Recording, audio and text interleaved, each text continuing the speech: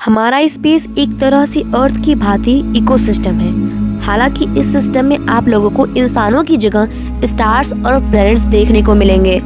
वैसे इकोसिस्टम कहने का मतलब है कि स्पेस में जितने भी फिनोमिनास हो रही हैं या फिर होती आ रही हैं, उसका हमारे प्रेजेंट और फ्यूचर के यूनिवर्स पर क्या प्रभाव पड़ता है। एग्जाम्पल के लिए अरबों साल पहले हुई दो ब्लैक होल के बीच कोलिजन को ही ले लीजिए। हमारे यूनिवर्स में अरबों साल पहले हुई इस फिनोमिना ने आज हमारे यूनिवर्स की क्राइटेरिया को ही बदल दिया है। दो ब्लैक होल के बीच हुई ये कोलिजन सिर्फ कोलिजन ही नहीं है, बल्कि एक बहुत ही बड़ी हिस्टोरिकल फिनोमिना भी है, जिसको साइंटिस्टों ने आज सक्सेसफुली समझ लिया है। अक्सर कुछ एक्सीडेंट हमारी लाइफ को बदल डालती हैं और कुछ इसी तरह का एक्सीडेंट हमारे स्पेस के साथ भी हुआ है।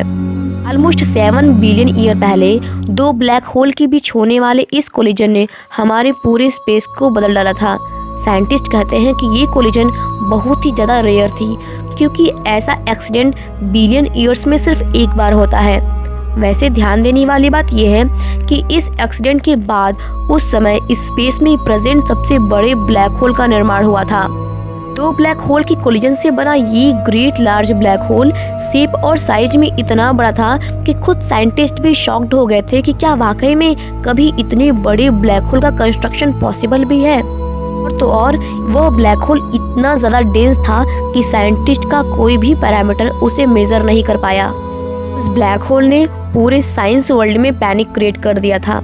वर्ल्ड के ऑलमोस्ट हर फिजिशियन ने इसके एग्जिस्टेंस के ऊपर कई सारे प्रश्न भी खड़े किए। इस ब्लैक होल के होने का पहला प्रूफ हमें ईयर 2019 में ही मिल गया था, जबकि अमेरिका और इटली में situated laser interferometer gravitational wave observatory मतलब कि लीगो और वर्गो ने दो ऐसे वेव्स को ढूंढा था जो इस हिस्टोरिकल एक्सीडेंट की ओर इंडिकेट कर रही थी।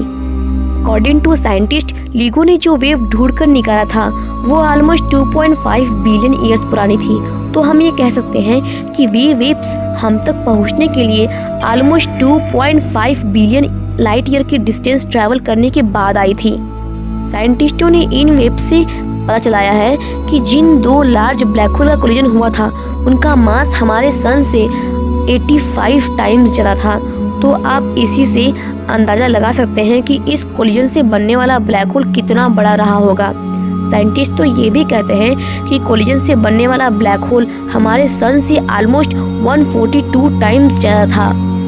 इतनी बड़ी टक्कर ने पूरे स्पेस को हिलाकर रख दिया था। कई स्टार सिस्टम से लेकर हमारे सोलर सिस्टम तक हर जगह इस कोलिजन की वाइब्रेशन पहुंच चुकी थी। इससे निकलने वाली एनर्जी वाकई में बहुत ज़्यादा थी, जो कि शायद हमारे पूरे स्पेस के स्ट्रक्चर को बदलने में कैपेबल रही होगी। इतनी डिस्टेंस ट्रैवल करने के बाद यहाँ तक पहुँचने पर वे दोनों वेव्स बहुत ही ज़्यादा वीक हो चुकी थी। अकॉर्डिंग टू साइंटिस्ट, वे वेव्स 1 सेकेंड के 1/10 पार्ट्स में ही अपना एग्जिस्टेंस खो दी थी। बट कम टाइम के होते हुए भी ये इतनी इंटेंस थी कि साइंटिस्टों को इससे कई सारे इन्फॉर्मेशन मिल गए। इस हिस्टोरिकल कोलिजन के बारे में पता चलने से पहले साइंटिस्टों को सिर्फ 2 तरह के ब्लैक होल के बारे में पता था। एक तो स्टेलर मास ब्लैक होल और दूसरा सुपर मैसिव ब्लैक होल।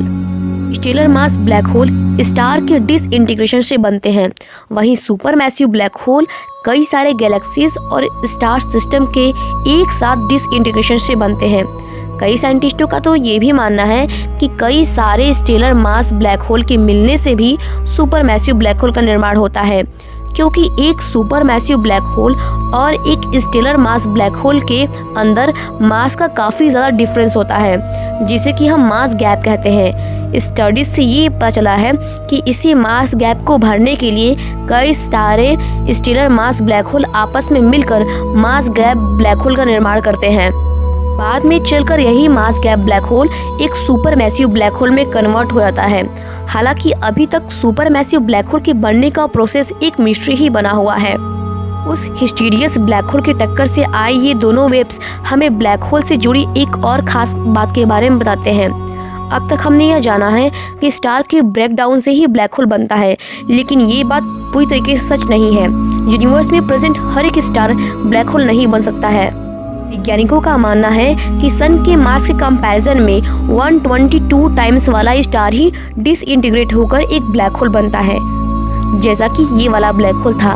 तो इतने बड़े शेप के ब्लैक होल को ढूंढ पाना एक बहुत ही बड़ी बात है।